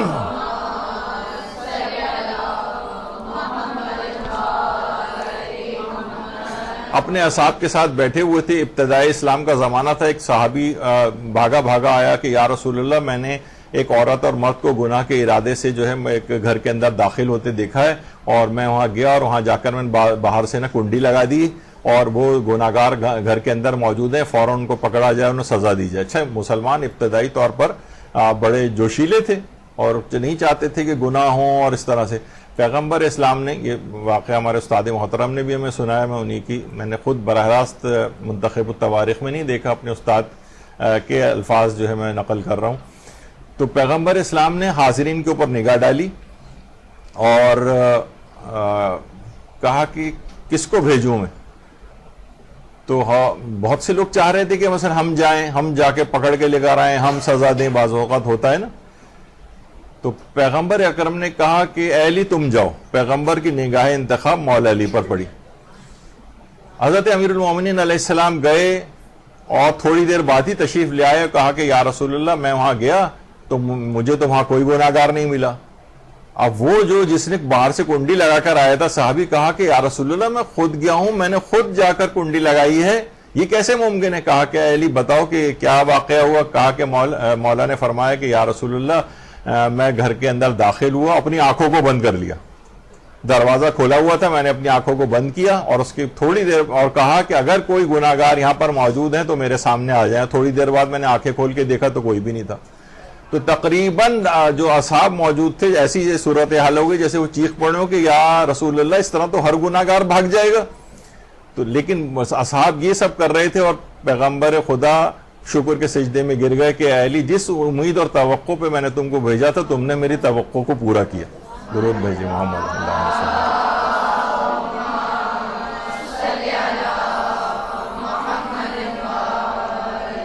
کیوں تجسس کریں؟ وہ انہوں نے تجسس کیا نا. کیوں تجسس کر رہے تھے؟ آپ کون ہیں, کیا ہیں؟ جس طرح ہمارے یہاں سی ویو وغیرہ پر جو پولیس والے, پولیس پارٹی جو ہے وہ کوئی عورت مرد جا رہے ہوتے ہیں, ان کو پکڑ لیتے ہیں, نکاح نامہ مانگ رہے ہوتے ہیں. اب تو خیر ہونا کم ہو گیا جب سے شور مچنا شروع ہوا, لیکن ایک زمانے میں کرتے تھے وہ. تو اس ہر آدمی کو آپ تجسس کی نگاہ سے دیکھ رہے ہیں, کنڈیاں لگا رہے ہیں, کیا ہو رہا ہے؟ تو بہرحال اس طرح سے یہ اس بات کو پسند نہیں کیا گیا. یہی وجہ ہے کہ آیت اللہ سیستانی سے بھی یہ بات پوچھی گئی کہ کیا کسی کے کمپیوٹر میں یہ دیکھنے کے لیے کہ حرام کام میں تو استعمال نہیں ہو رہا ہے, جستجو کرنا جائز ہے؟ انہوں نے جواب دیا جائز نہیں. بعض اوقات والدین سوائے اس کے کہ بعض فتاوی میں یہ ہے کہ کوئی بہت بڑا مسئلہ ہو جائے گا, اگر ہم نے مثلا ہمیں لگ رہا ہے کہ جیسے اس کے بہت برے افراد سے اس کے روابط ہو گئے ہیں, اور یہ مثلا ایسے گینگ کے اندر شامل ہونے جا رہا ہے, مثلا کوئی لڑکا کوئی لڑکی کسی کے ایسے چنگل میں گرفتار ہونے جا رہی ہے کہ اس کو خطرہ بہت زیادہ ہے اس کو, تو ایک الگ بات ہے کہ اس کی چیزیں کھول کے دیکھ سکتے ہیں. لیکن نارملی ویسے ہی جاسوسی کرنا اس کی, یا بیویاں شوہروں کی جاسوسی بعض اوقات کر رہی ہوتی ہیں, ان کے میسیجز کھول کے پڑھ رہی ہیں اور فلاں چیز ہو رہی ہے, کہ کوئی ایسی چیز تو نہیں کہ ہمیں کوئی پتہ چل جائے ہم پہلے سے, نہیں, اس کی اجازت نہیں. حتیٰ کہ والدین کو اپنی اولاد کی اس طرح کی چیزوں کی اجازت نہیں ہے, اور مثلا ہم اس کی ہسٹری کھول کے دیکھ رہے ہیں سب کچھ. ظاہر ہے کچھ نہ کچھ انسان غلطی کرتا ہے تو کہیں پکڑے جا سکتا ہے وہ, تو آپ کیوں کسی کے عیبوں کی کھوج میں جاتے ہیں؟ دیکھیے بہت ساری چیزیں, پھر اللہ بھی آپ کے عیبوں کی کھوج میں اگر لگ جائے اور اس کے سامنے تو ہر چیز ہی واضح ہے, تو پھر انسان کیا اس کا بنے گا. تو آگے چل کر یہ بھی آئے گا کہ پھر وہ جو کسی کے عیبوں کی تلاش میں جاتا ہے تو اس طرح سے اللہ بھی اس کے جو پوشیدہ جو اس کے عیب ہیں وہ لوگوں کے سامنے ظاہر کر دیتا ہے. تو بہرحال یہ کمپیوٹر وغیرہ کے اوپر اس طرح سے تجسس کی ہم بات کر رہے ہیں کہ گناہ عیب اسی وقت پتہ چلے گا جب آپ تجسس کریں گے. تو یہ تجسس کے بہت سارے طریقے, یہ اس کی اجازت نہیں. پیغمبر اکرم صلی اللہ علیہ وآلہ وسلم فرماتے ہیں کہ جو شخص اپنے کسی بھائی کے خط کو اس کی اجازت کے بغیر پڑھے گا تو اسے چاہیے کہ جہنم کا انتظار کرے. تو خط کھول کے نہیں پڑھ سکتے, میسج کھول کر نہیں پڑھ سکتے, واٹس ایپ کا میسج کھول کے نہیں پڑھ سکتے, ای میل کھول کے نہیں پڑھ سکتے, یعنی اس طرح کی تمام چیزیں جو ہیں اس میں انسان کو پوری احتیاط کرنی ہے. تجسس میں آتا ہے, بلکہ کئی گناہ اس میں انوالو ہو جاتے ہیں, جس میں ایک گناہ, ایک تو ولا تجسسو, ابھی آپ نے دیکھا کہ وہ ایک الگ حکم ہے, تجسس نہ کرو. پھر غیبت کرنا, یہ دوسرا گناہ اس کے اندر جو ہے وہ انوالو ہو جاتا ہے. تو تجسس سے اپنے آپ کو بچانا ہے. پیغمبر فرماتے ہیں کہ مومنین کی لغزشوں کی تلاش میں نہ رہو. جو شخص مومنین کی لغزشوں کی ٹوہ میں لگاتا ہے خدا اس کی لغزشوں کی ٹوہ لگاتا ہے, یعنی خدا ٹوہ لگائے گا. اور جب خدا کسی کی ٹوہ لگاتا ہے تو اسے رسوا کر دیتا ہے, بھلے اس کا گناہ اس کے گھر کے اندر ہی کیوں نہ ہو. یعنی اللہ آپ کے ان عیبوں کو نکال کے لوگوں کے سامنے آشکار کر دے گا اگر آپ نے کسی کے اس طرح کی ٹوہ لگائی. تو یہ بڑی اہمیت کے حامل چیز ہے. غیبت کا مرحلہ تو ابھی بعد میں آئے گا, ابھی میں نے غیبت کی چیز شروع ہی نہیں کی. اب یقین کیجئے کہ ابھی میں آپ کے سامنے, اب ہم ہیڈنگز کا تذکرہ کچھ دیر میں کریں گے کہ یہ کن ہمارے خطوط کے اوپر یہ اگلے 2-3 درس اس انداز سے چلیں گے, تو اس میں تاکہ آپ کے سامنے رہے کہ کس ترتیب کے ساتھ ہمیں اس گناہ کے متعلق سننا. اور یہ بھی پیغمبر نے فرمایا کہ مسلمانوں کی غیبت نہ کرو, ان کی لغزشوں کی تلاش نہ کرو, اور کسی کے بھیدوں کا پردہ چاک نہ کرو. یہاں رشتہ داروں کے اندر ذرا سی باتیں ہوتی ہیں, کس قدر لوگوں کے اندر وہ وائرل کی جا رہی ہوتی ہیں, سب لوگ بیٹھ کے ان کا جس انداز سے تذکرہ کر رہے ہوتے ہیں وہ بہت حرام, بہت شدت والا جو ہے وہ گناہ جو ہے بن جاتا ہے. مسلمانوں کے دوسرے خلیفہ ان کا واقعہ ملتا ہے. تمام علماء نے اپنی کتابوں کے اندر لکھا ہے کہ جب ان کے ہاتھ میں وہ حکومت آئی تھی تو یہ گلی محلوں کے اندر نکلتے تھے حضرت عمر, اور روایتوں میں سب ان میں موجود ہے یہ چیز, کوئی ایسی بات نہیں ہے, نہ ہم اس لحاظ سے اس کو ذکر کر رہے ہیں کسی تعصب میں خدا نہ خواستہ, بلکہ ایک تاریخی واقعے کے طور پر کہ خود علماء اہل سنت بھی اس کو ذکر کرتے ہیں کہ انہوں نے دیکھا کہ ایک گھر سے کسی شخص کے گانے کی آواز آ رہی ہے, تو وہ دیوار پھلانگ کے اندر چلے گئے اور اس شخص کو جا کر پکڑ لیا کہ تم گانا گا رہے تھے اندر. اس نے کہا کہ خلیفہ میں نے تو ایک ہی گناہ کیا تھا, آپ نے تو 3 گناہ کیے ہیں اور قرآن کی صریح خلاف ورزی کی ہے. پھر اس نے 3 آیتیں بتائیں کہ قرآن میں سب سے پہلے تو یہ کہا ہے کہ وَلَا تَجَسَّسُوا, آپ نے تجسس کیا. آپ کیوں تجسس آپ نے کیا؟ آپ کو تجسس نہ کرتے, وہاں سے گزر جاتے, آپ نے تجسس کیا, یہ خود قرآنی حکم کی خلاف ورزی ہے. دوسری چیز ہے, قرآن میں ایک آیت ہے کہ وَأْتُوا الْبُيُوتَ مِنْ أَبْوَابِهَا, لوگوں کے گھروں میں دروازوں سے داخل ہو. آپ دیوار پھلانگ کے اندر ہیں, آپ نے دوسری خلاف ورزی کی ہے. اور تیسری چیز قرآن نے یہ بھی بات کہی کہ یا ایھا الذین آمنوا لا تدخلوا بیوتا غیر بیوتکم حتی تستأنسوا وتسلموا علی اہلہا, جب تک کسی کے گھر میں داخل نہ ہو جب تک کہ اس کی اجازت نہ ہو, اور سلام کر کے پھر اہل خانہ کو پہلے سلام کرو پھر داخل ہو. آپ نے تو کوئی بھی 3 احکام کی خلاف ورزی کی, میں نے تو صرف ایک ہی حکم کی خلاف ورزی کی تھی کہ میں گانا گا رہا تھا. تو انہوں نے پھر بہرحال اس سے معافی وغیرہ مانگی. تو یہ تجسس کرنا ہی ہے, یہ اسلام نے اس کا تقاضا نہیں کیا ہے کہ ہم لوگوں کے عیبوں کی ٹوہ میں لگیں اور اس کے بعد پھر اس کو اپنے تئیں. بہت سارے لوگ یہی ہوتا ہے نا کہ کھوج کے چیزیں نکال رہے ہوتے ہیں, کسی کی تقریر کا فلاں اتنا چھوٹا سا ایک پارٹ نکالا, اسے آپ نے اپنے مطابق یہ دیکھیے یہ کیا کہہ رہے ہیں, کسی ذاکر کا, عالم کا, اس طرح سے. تو یہ بہت زیادہ یہ معاشرے کے اندر خلفشار اور ایک گناہ کا ایک باعث ایک چیز بنتی ہے.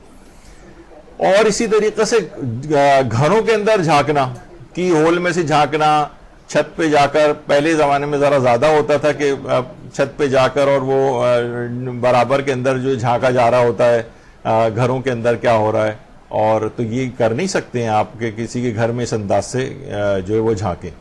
تو بہرحال یہ تجسس کرنا اس کے اندر حرام پہلو کے اندر آ جاتا ہے. ہمارے 5ویں امام محمد باقر علیہ الصلوۃ والسلام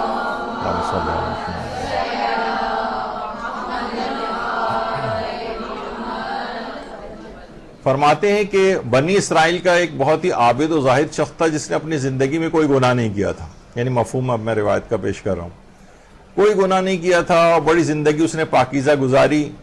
اور پھر اس کے بعد جب وہ اس کا انتقال ہو گیا, وہ قبر کے اندر اپنی لیٹ کر اور انتظار کرنے لگا اپنی نیکیوں کے صلے کا. دیکھا ایک طرف سے اس کے نماز چلی آ رہی ہے, قبر روشن ہوتی جا رہی ہے, ایک طرف سے روزہ چلا آ رہا ہے, قبر روشن ہو رہی ہے, ایک طرف سے صلہ رحمی چلی آ رہی ہے, قبر اور روشن ہو رہی ہے, اور اسی طریقے سے اس کی اور نیکیاں, یہاں تک کہ قبر بالکل روشن ہو گئی. پھر اچانک سے اس نے دیکھا کہ ایک حبشی, سیاہ رنگ کا خوفناک شکل کا حبشی ہاتھ میں کلہاڑا لے کر آیا, اور اس نے آ کر اس کی نیکیوں کے اوپر وار کرنے شروع کر دیے. نماز کو اس نے وار کر کے ہٹا دیا, روزے کو, صلہ رحمی کو, دیگر نیکیوں کو, اور آخر میں وہ اس کی گردن کے اوپر, سینے کے اوپر چڑھ کر بیٹھ گیا کہ اب میں ہوں, تو ہے, اور قیامت تک کا زمانہ ہے, مجھے حکم دیا گیا ہے تجھ کو عذاب دوں. اس نے کہا لیکن میں نے تو کوئی گناہ ہی نہیں کیے ہیں. کہا کہ یاد کر جب انتقال سے پہلے تیرا ایک دوست تجھ سے ملنے کے لیے آیا تھا تو تم دونوں نے مل کر اپنے کسی تیسرے دوست کے متعلق یہ بات کہی تھی جو غیبت کے زمرے میں آتی ہے. اس غیبت کی وجہ سے آج مجھ کو اتنا اختیار مل گیا کہ میں قیامت تک تجھ پر عذاب کرتا رہوں. تو اب اس سے اندازہ لگائیں کہ واقعتاً یہ جو چیز ہے, جب یہ قبر واقعتاً یہ سب سے بالکل آخری سین ہے. اکثر میں اس کو بڑا غور سے دیکھتا ہوں, یہ سب سے ایک لاسٹ سین ہوگا جو ہم لاسٹ سین آپ واٹس ایپ اسٹیٹس پہ دیکھتی ہیں نا, یہ سب سے لاسٹ سین ہوگا جو ہم دیکھ رہے ہوں گے کہ اس کے بعد قبر اوپر سے بند ہو جائے گی. یہ سب سے آخری سین, اس اسماء افہم, اس کے بعد تلقین پڑھی جا رہی ہوگی اور اس ساری دنیا کی وہ چیزیں, اس نے مجھے یہ کہہ دیا اور فلاں کی غیبت, فلاں کا بہتان, اور یہ جواب اور وہ جواب, اور یہ ساس بہو اور فلاں کے قصے, یہ سارے ختم ہو جائیں گے. اس آخری سین کو واقعتاً انسان دماغ میں رکھے تاکہ دنیا کی تمام فضول باتوں سے وہ اپنے آپ کو نجات حاصل کر لے کہ اس بالآخر یہ نتیجہ آخر میں اینڈ میں آنے والا ہے. تو بہرحال یعنی اتنا اختیار اس کو حاصل ہو گیا, اب عذابوں کا ایک سلسلہ اس کے اوپر شروع ہو گیا صرف ایک غیبت کے گناہ کی وجہ سے, اتنا شدت کے ساتھ یہ گناہ ہے. تو یہ جس روایت کا مفہوم یہ پانچویں امام محمد باقر علیہ السلام نے ذکر فرمایا.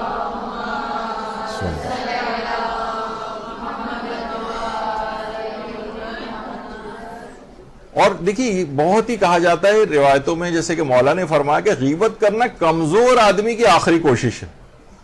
Small people talk about other people, وہ آپ سنتی ہیں نا کہ جو گریٹ پیپل لوگ ہوتے ہیں وہ آئیڈیاز کو ڈسکس کرتے ہیں, ایوریج لوگ جو ہوتے ہیں وہ آپس میں اپنی ذات کو ڈسکس کر رہے ہوتے ہیں, اور جو لو کوالٹی کے جو لوگ ہوتے ہیں, جو بالکل چھوٹے لوگ ہوتے ہیں, وہ دوسروں کو ڈسکس کر رہے ہوتے ہیں. یہ کبھی بھی ایسا ہو تو آپ واقعی دماغ میں انتہائی کمزور ترین شخص کی کوشش ہوتی ہے جو کچھ نہیں کر سکتا, وہ ان باتوں کے اندر لگا ہوتا ہے. آپ کبھی بھی آپ دیکھ لیں جو لوگوں نے بہت بڑے بڑے کارنامے دنیا میں کیے نا, جیسے ابھی آپ نے امام خمینی کا تذکرہ سنا, وائف کہتی ہے ان کے 60 سال تک میں نے اس شخص کے منہ سے کوئی آج تک کسی غیبت ہی نہیں سنی.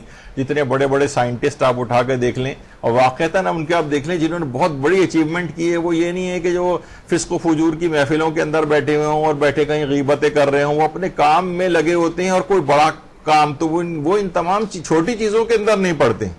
جو چھوٹے لوگ ہوتے ہیں وہ بیٹھ کے ایک دوسرے کی ذات کو ڈسکس کر رہے ہوتے ہیں. یا بڑے لوگ ہیں وہ آئیڈیاز ڈسکس کرتے ہیں, متوسط ٹائپ کے لوگ ہوتے ہیں وہ اپنے متعلق بات کر رہے ہوتے ہیں, اور یہ دوسروں کے متعلق کر رہے ہوتے ہیں جو چھوٹے افراد ہیں. تو انسان کو چاہیے کہ چھوٹے سے ترقی کرے اور بڑے آدمی بنے, آئیڈیاز کو ڈسکس کرے, کچھ چیزیں اس کے اندر ایسی ہوں جو کارآمد ہوں.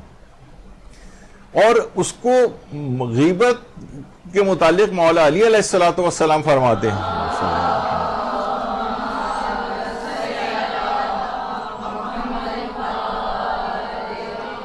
منافق کی نشانی ہے. منافق کی نشانی سالوں پہلے مجھے یاد پڑتا ہے, ایک دفعہ انہوں نے اپنی آنکھوں سے, اس سے پہلے کبھی ایسی چیز ایکسپیرینس نہیں کی تھی, ایک صاحب میرے پاس آئے اور وہ کسی شخص کی اتنی زیادہ انہوں نے برائی بیان کی, اور میرے لیے وہ برائی سننا جائز تھا. یعنی وہ میں جب جائز غیبتوں کی اقسام آپ کی خدمت میں پیش کروں گا تو اس وقت یہ بات آپ کو سمجھ میں آئے گی کہ کبھی سننا جائز بھی ہوتا ہے, بہت سے موارد, ان میں سے ایک موقع تھا وہ. تو بہرحال میں سنتا رہا کہ وہ کیا کہہ رہے ہیں. اتفاق دیکھیے کہ وہ جس فرد کی 15-20 منٹ سے مذمت میرے سامنے بیان کر رہے تھے وہی شخص آ گیا وہاں پر.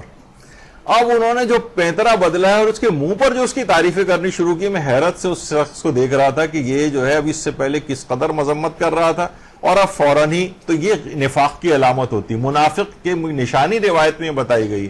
سامنے کچھ پیچھے کچھ, ابھی تو تم برائی کر رہے تھے, وہی سامنے آ جائے تو آپ ایک دم سے میٹھے بن جاتے ہیں.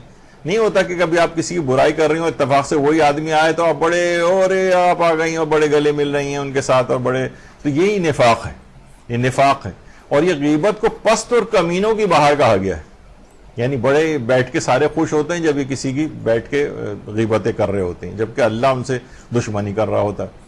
تو بہرحال یہ چیزیں ایسی ہیں. اچھا, اب ایک چیز اور بھی ہے کہ کیا آشکار عیب کا بیان غیبت ہے؟ ابھی آپ جب غیبت کی تعریف سنیں گی تو اس کے اندر یہ چیز آئے گی کہ کسی کا چھپا ہوا عیب بیان کرنا. تو اگر کوئی آشکار عیب ہے اس کا تو وہ غیبت کے دائرے میں تو نہیں آتا ہے, لیکن وہ اس کی توہین اور تذلیل اگر شمار ہو رہا ہے تو دوسرا بڑا گناہ ہو جاتا ہے. یعنی بعض اوقات ایک تعریف سے نکل کے وہ دوسرے گناہ کے کیٹیگری میں شامل ہو جاتا ہے. جیسے پولیس والے نہیں ہوتے, وہ کہتے ہیں بھئی یہ ہمارے تھانے کی حدود میں آتا ہے, یہ دوسرے تھانہ اب لگ گیا, یہاں ہم نہیں اس میں آپ کوئی کاروائی ڈال سکتے. تو یہاں پر بھی یہ کہ ٹھیک ہے غیبت کا گناہ نہیں, کیونکہ یہ تو آشکار ہے سب کے سامنے, لیکن اس کو جب ہم ڈسکس کرتے ہیں تو بعض اوقات اس کی توہین اور تذلیل ہونے لگتی ہے اس بندے مومن کی, تو پھر یہ دوسرے گناہ کی کیٹیگری میں چلا جاتا ہے. اگرچہ یہ آشکار عیب کا بیان کرنا, یعنی جو سب کو پتا ہے کہ مثلا یہ شخص گانے گاتا ہے, گلوکار ہے, یہ عورت بے حجاب ہے, لیکن توہین و تذلیل کے اگر اس میں چلا جائے, اس کی بے احترامی ہونے لگے, تو پھر یہ اس کے اندر شمار ہو جاتا ہے کہ یہ دوسرے عیب کی کیٹیگری میں چلا گیا. یعنی اگر ہم اس آشکار عیب کی مزید وضاحتیں دینے لگیں, اور یہ آیت اللہ سستانی نے بھی لکھا ہے کہ بعض اوقات یہ ہوتا ہے کہ عیب جو ہے وہ مخفی تھا, ڈسکشن اور وضاحت سے اور ظاہر ہو گیا. ایک تو یہ بھی پچھلی چیز تھی کہ آشکار عیب کی ہم نے بہت سی اتنی وضاحتیں کی کہ وہ اور چیزیں بھی نکل کے اس کے اندر سے آ گئیں. بہت سی ہوتا ہے نا کہ صرف ایک جگہ پہ تو نہیں رہے گا, اس کے بعد پتہ چلا اور گناہ بھی اس کے اندر آ گئے. اور ایک چیز یہ ہوتی ہے کہ عیب مخفی تھا, چھپا ہوا تھا, لیکن ہم نے اس قدر ڈسکس کیا اور واضح کیا اس چیز کو کہ وہ پورا ہی واضح ہو گیا, تو یہ پھر گناہ کے اندر چلا جاتا ہے. اچھا بعض اوقات دیکھیے ہوتا ہے کہ دنیاوی امور میں بھی ایک تو ہوتا ہے نا کہ ہم کوئی اس کا عیب بیان کر رہے ہیں کہ جناب یہ مثلا گانے سنتی تھی, بے پردہ ہے, اور یہ فلاں گناہ کے اندر جو ہے ملوث تھی. دنیاوی امور میں غیبت, مثلا دیکھیے بہت سی چیزیں ایسی ہیں جو عیب نہیں ہے لیکن انسان ظاہر کرنا پسند نہیں کرتا. مثلا خواتین ہیں, ان کی اصل عمر کوئی عیب ہے؟ اگر کسی نے بالکل اوریجنل اصل عمر آپ کی بتا دی, نہیں میں جانتی ہوں یہ تو فلاں سن کی پیدائش ہے, فلاں زمانے ہماری وہ فلاں بچی بھی پیدا ہوئی تھی, دونوں ایک سال پیدا ہوئی, اب وہ نہیں بتانی چاہ رہی اپنی عمر. ہمارے ہاں تو بہت سے لوگ جو ہیں ڈاکٹر کے طور پہ جو پرسکرپشن ہمیں بھجواتے ہیں لیب رپورٹس, تو اس میں اوپر والا جہاں پہ ایج ویج لکھی ہوتی ہے وہ کاٹ کے صرف نیچے والی جو چیز ہے وہ بھجواتے ہیں کہ ڈاکٹر صاحب کے علم میں بھی ہماری صحیح عمر نہیں آئے. خیر وہ بہرحال, تو یہاں اس کے مطلب کیا ہے کہ بہت سے لوگ اس بات کو پسند نہیں, اگرچہ یہ عیب نہیں ہے لیکن یہ بس پسند نہیں کیا جا رہا ہے. بہت سے لوگ ایسے ہیں کہ جناب وہ نہیں پسند کر رہے کہ وائٹ کالر معاشرے کے اندر ہیں, وہ نہیں پسند کر رہے کہ ہماری سیلری لوگوں کو پتہ چلے. مثلا کسی کی سیلری بہت کم ہے اور وہ معاشرے میں ٹھاٹ باٹ کے ساتھ رہتا ہے, اب لوگوں کو پتہ چل جائے گا اچھا یہ 30,000 روپے کماتا ہے, 35,000, یہ کیا آج کل, یعنی اس کی نگاہ لوگوں کی نگاہ میں ذرا ڈاؤن ہو جائے گا. وہ نہیں پسند کر رہا کہ میری, جب بھی کہا جاتا ہے نا کہ مردوں سے ان کی سیلری پوچھنی نہیں چاہیے, عورتوں سے ان کی عمر نہیں پوچھنی چاہیے, تو یہ دونوں ذرا سینسیٹیو معاملات ہو جاتے ہیں. یا مثلا ان کی نجی زندگی کو کوئی ڈسکس کرنا, دنیاوی بہت سی چیزیں ہیں کہ ہاں ان کی جو فلاں طلاق ہو گئی تھی, یا ان کی فلاں جو ہے وہ ان کے ساتھ یہ ہو گیا تھا. بہت سی چیزیں بالکل نجی ہوتی ہیں, آدمی ہر شخص کی بالکل پرسنل ہیں, کیوں آپ جو ہے دوسرے کی چیز یہ والی ڈسکس کر رہے ہیں. تو بہت سے لوگ نہیں پسند کرتے ہیں اس کو. تو دیکھیے بہت سی چیزیں اگرچہ عیب نہیں ہیں لیکن لوگ اس کو سننا پسند نہیں کرتے. جیسے ابھی آپ نے سنا عمر کے متعلق اور تنخواہ کے متعلق, یا اور بھی چیزیں ایسی ہیں کہ مثلا کسی کی سیلری زیادہ ہے لیکن وہ سیلری چھپانا چاہتا ہے, پتہ چلا کہ زیادہ سیلری ظاہر ہو گئی تو پتہ چلا بیگم اس کے اوپر قبضہ کر لے گی. یا بہت سے لوگوں کی انکریمنٹ حساب تھے, وہ کہتے تھے کہ میں جس ادارے میں ہوں میرے عہدے بڑھتے ہیں, انکریمنٹ ہوتے ہیں, لیکن میں اس کی اطلاع نہیں ہونے دیتا اپنے گھر کے اندر, ورنہ وہ جتنی اضافی رقم ہے وہ ساری مثلا اماں ہتھیا لیں گی یا بیگم ہتھیا لے گی. تو بہت سی چیزیں ایسی ہیں جو آپ کے علم میں ہوتی ہیں, اگرچہ گناہ نہیں ہوتی ہیں لیکن پھر بھی آپ اس کو ظاہر کرنا پسند نہیں کرتے. تو بہرحال کوشش کرنی چاہیے کہ اس طرح کی چیزیں بھی لوگوں کی آشکار نہ کریں. چاہے آپ کہیں گے بھائی اس میں گناہ کی بات کون سی, عیب کی بات کون سی, غیبت کا بھائی, لیکن پھر بھی یہ لوگوں کے راز کو ظاہر کرنا یہ صحیح نہیں. اچھا دیکھیے غیبت کرنا بھی حرام ہے اور غیبت کا سننا بھی حرام ہے. یہ دو الگ الگ چیزیں ہیں بالکل. غیبت کا کرنا بھی حرام ہے, غیبت کا سننا بھی حرام ہے. بہت سے لوگ کہتے ہیں دیکھیے ہم تو غیبت نہیں کرتے لیکن بیٹھے سن رہے ہیں. جب بھی میں نے آپ سے کہا المستمع شریک المقتاب, غیبت کا سننے والا ایسے ہی ہے جیسے غیبت کا کرنے والا, یعنی کوئی فرق نہیں ہے اس کے اندر. آپ کہیں گے بھائی کرنے والا زیادہ بڑا ہے, کہا نہیں, شریک ہے بالکل, دونوں بالکل پارٹنر ہیں اس گناہ میں. تو بہرحال یہ چیزیں ایسی ہیں. اچھا اس میں ایک اور چیز بھی ہے، سماع الغیبہ، یعنی ایک ہوتا ہے غیبت کا سننا اور ایک ہوتا ہے استماع. استماع کہتے ہیں عربی میں توجہ، قصد و ارادے کے ساتھ سننا. ایک تو ہے کہ مثلا جیسے میں بیٹھا ہوا ہوں لیکن مجھے مثلا پنکھے چلنے کی آواز کان میں آ رہی ہے، لیکن میں نے توجہ کے ساتھ نہیں سن رہا. کہیں سے کوئی چیز باہر گرنے کی آواز آتی ہے، میرے کان میں خود بخود آواز آتی ہے اس کی، اس کو کہتے ہیں سماع. اور ایک ہوتا ہے توجہ کے ساتھ سننا، کان لگا کر سننا. تو یہ ہے سماع الغیبت لیس بحرام، استماع الغیبت حرام. یعنی غیبت کا فقط سننا حرام نہیں ہے. مثلا ہم کہیں بیٹھے ہوئے ہیں، بس میں بیٹھ کے جا رہے ہیں اور کوئی پیچھے بیٹھے افراد آپس میں کسی غیبت کر رہے ہیں، خود بخود ہمارے کان میں آواز آ رہی ہے، ہم سننا ہی نہیں چاہ رہے. جیسے کہا جاتا ہے نا گانے کے متعلق بھی یہ کہ سماع الغناء لیس بحرام استماع الغناء حرام. مثلا ہم منی بس میں بیٹھ کے جا رہے ہیں، اس نے گانے لگا دیے ہیں، اس میں یہاں پر ہوتا ہے اکثر منی بسز وغیرہ کے اندر، اب وہ خود بخود ہمارے کان میں آواز آ رہی ہے، ہم بہرے نہیں ہیں، ظاہر ہے کان میں آواز جا رہی ہے جو بھی ہے، تو وہ حرام نہیں ہے. جب ہم توجہ سے کان لگا کے اس گانے کو سنیں گے تب یہ گناہ شروع ہوگا. اسی طریقے سے فقط کسی آپ کے کان میں کسی کی غیبت پڑ رہی ہے جو آپ سننا نہیں چاہ رہی، کوئی توجہ نہیں ہے آپ کی، خود بخود پڑ رہی ہے، وہ حرام نہیں ہے. توجہ جب آپ دینا شروع کریں گی اس وقت یہ حرام کے اندر تبدیل ہوگی. علامہ طبرسی لکھتے ہیں کہ ایک شخص نے امام زین العابدین علیہ الصلوۃ والسلام سے بیان کیا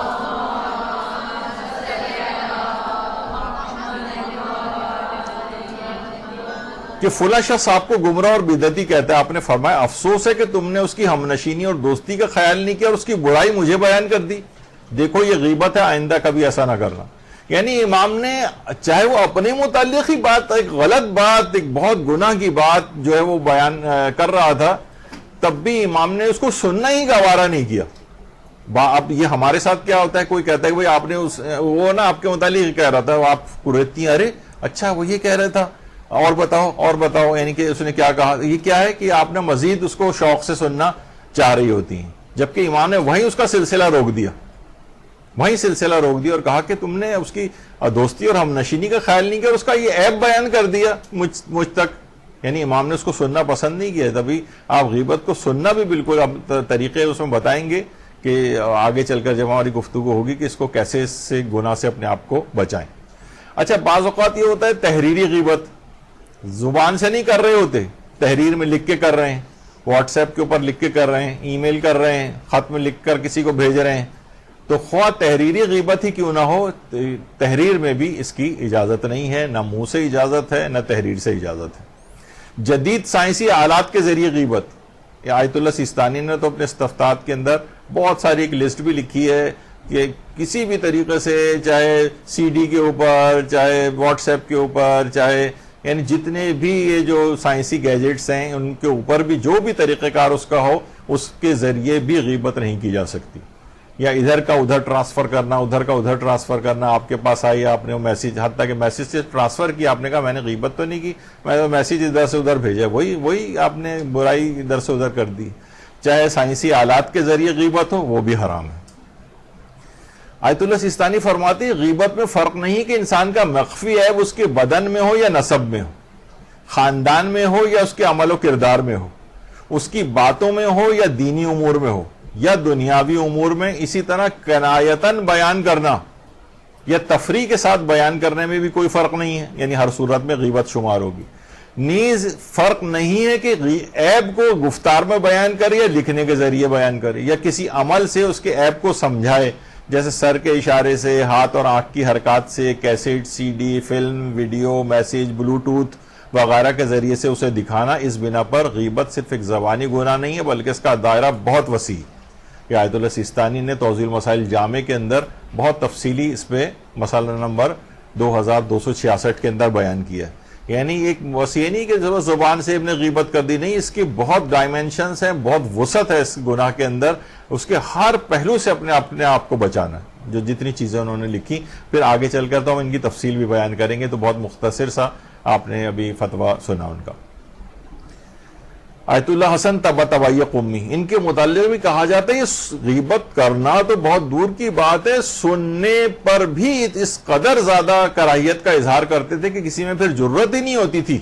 یہ امام رضا علیہ الصلوۃ والسلام کی قبر پر موجود ہے.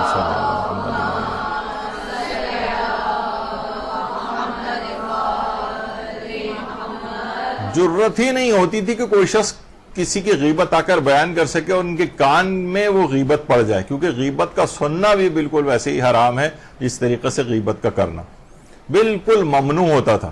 اسی طریقے سے آیت اللہ سید عبد الہادی شیرازی، ان کے متعلق بھی یہ بات ملتی، یہ وہی شخصیت ہیں جن کے متعلق کہا جاتا ہے کہ جب بھی نماز کے لیے کھڑے ہوتے تھے السلام علیکہ یا ابا عبداللہ الحسین کہہ کر نماز شروع کرتے تھے، اور کہتے تھے کہ یعنی یہ ایک نسخہ بتاتے تھے کہ اگر نمازوں میں خشوع و خضوع پیدا کرنا ہے تو میں امام حسین پر سلام کرنے کے بعد پھر نماز کو شروع کروں تو میں خشوع و خضوع نمازوں میں پیدا ہو جائے گا۔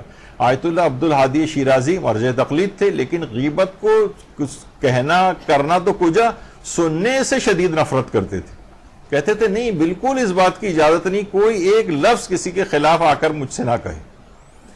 تو بہرحال یہ سب چیزیں ہیں علماء کی۔ اچھا، پھر ہوتا ہے اعضاء و جوارح سے غیبت کرنا، جیسے جس کے اندر نمایاں ترین جو ہے وہ زبان ہے، جیسے زبان سے غیبت کرنا یہ بھی حرام ہے۔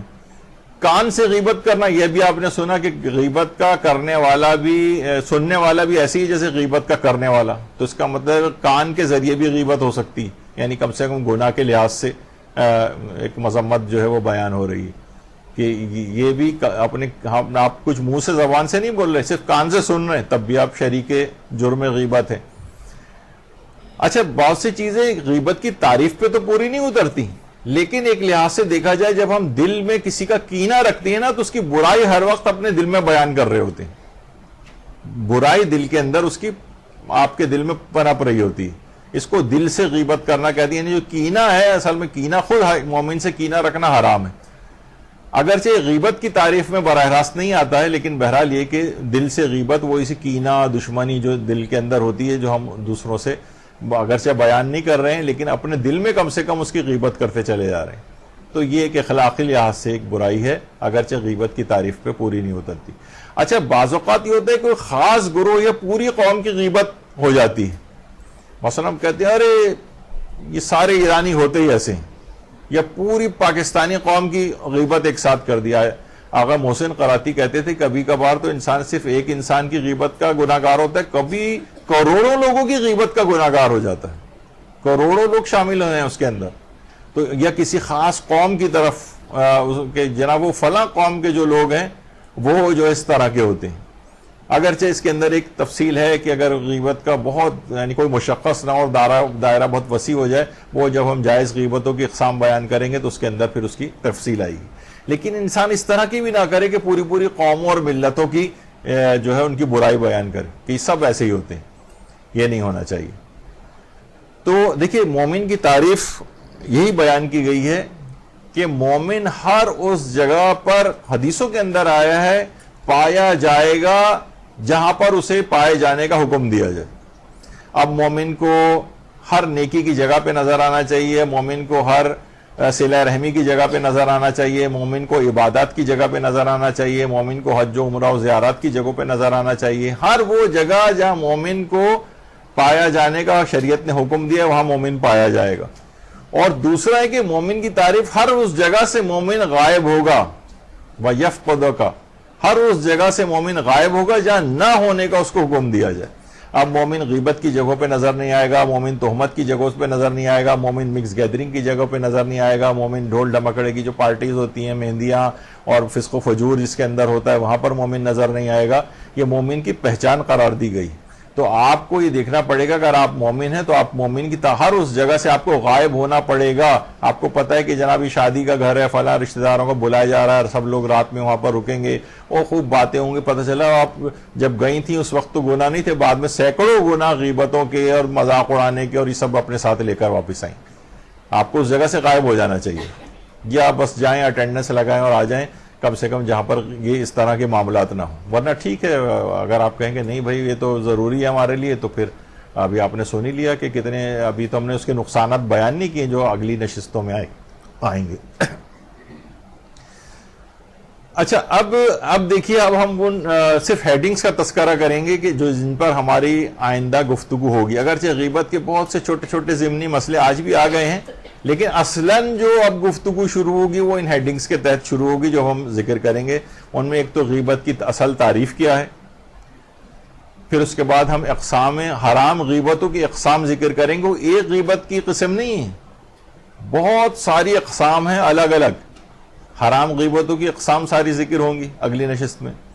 اس کے بعد جائز غیبتوں کی اقسام بھی ذکر ہوں گی. یعنی ایسا نہیں کہ صرف حرام ہی حرام ہو, کبھی غیبتیں جائز بھی ہوتی ہیں, وہ ان کی ساری لسٹ آپ کے سامنے آئے گی. اور پھر اس کے بعد کبھی ایسا ہوتا ہے کہ غیبت کرنا واجب ہو جاتا ہے, وہ مقامات بھی بتائے جائیں گے. اب آپ یہاں خاموش رہیں اور آپ نے غیبت نہیں کی تو خود آپ گناہگار ہو جائیں گے, اس موقع پر غیبت کرنا واجب ہے, وہ مقامات بیان ہوں گے. اسی طریقے سے غیبت کی مذمت, جب تک انسان اس گناہ کو اچھی طریقے سے سمجھ نہیں لے گا, اس کے نقصانات سے واقف نہیں ہوگا, تب تک بچے گا کیسے اس سے. جب ہم بیان کریں گے دیکھیے بھائی اگر آپ نے فلاں چیز نہیں کی تو یہ مرض آپ کے اندر یوں پھیلتا چلا جائے گا, دیکھیے اس کے بعد یہ ہوگا, پھر یہ مثلا مرغن غذا کھائیں گے تو یہ آپ کے خون میں جا کر جمے گی اور خون کی نالیوں کا سائز کم ہوگا, پھر دل کا دورہ پڑے گا, پھر اس کے بعد اینجیوگرافی اور اینجیوپلاسٹی ہوگی یا بائی پاس کرنا پڑے گا, اس میں اتنے لوگ مر جاتے ہیں. پھر آدمی ڈرتا ہے, ارے یہ تو بہت خطرناک چیز ہے چکنائی کھانا, اس کا مطلب ہے. یعنی غیبت میں بھی یہی ہے کہ جب تک آپ اس کی پوری مذمت نہیں سن لیں گے اس سے بچ نہیں سکتے, آپ کو نقصان پتہ ہونے چاہیے. پھر مزید نقصانات والے مذمت ہوگی, پھر نقصانات پتہ چلیں گے. دیکھو یہ 1 2 3 4 5 6 یہ برداشت کرنے پڑیں گے آپ کو, دنیاوی اعتبار سے بھی اور اخروی اعتبار سے بھی, یہ نقصانات. پھر اس کے بعد ہمارا ایک ہوگا ترک غیبت کے فائدے کیا ہیں. اگر آپ نے آپ کو اس گناہ سے بچائیں گی تو اس دنیا میں اور آخرت میں آپ کو کیا کیا فائدے ملیں گے. یہ خود ایک بہت بڑا ایک سبب بنے گا کہ آپ اس گناہ کو نہ کریں, کہ جب آپ ترک غیبت کے فوائد سے واقفیت حاصل کرتی ہیں. پھر ہم کہ آخر انسان غیبت کرتا ہی کیوں ہے, اس کے اسباب کو ڈسکس کریں گے اور ان کے علاج کیا کیا ہیں ان اسباب کو ہٹانے کے. کیونکہ دیکھیے جیسے بہت سے امراض ہوتے ہیں کہ جناب اس مرض کا سبب یہ ہے, فلاں چیز یہ ہے, یہ اس سے اگر آپ نے بچا لیں تو پھر اس کا مطلب آپ کو میں یہ مرض نہیں ہوگا. تو اس کے اسباب ڈسکس ہوں گے, اور اگر وہ سبب پیدا ہو رہا ہے آپ کے اندر تو اس کا علاج کیا ہے, اس کو سبب کو کیسے ہٹائیں اپنے پاس سے, وہ چیز ہم ڈسکس کریں گے. پھر اگر جو غیبتیں ہم نے پہلے کر دی ہیں اب ان کا کیا کریں, ان کو معاف کیسے کروائیں, اس کا کفارہ کیا ہے, یہ ڈسکس کریں گے. اور پھر اس کے بعد غیبت سے بچنے کے طریقوں کا ذکر کیا جائے گا. یعنی کیا ایسے اقدامات کریں کہ ہمیں غیبت نہ کرنی پڑے اور نہ سننی پڑے. یہاں پر جا کر ہماری گفتگو جو ہے وہ مکمل ہوگی.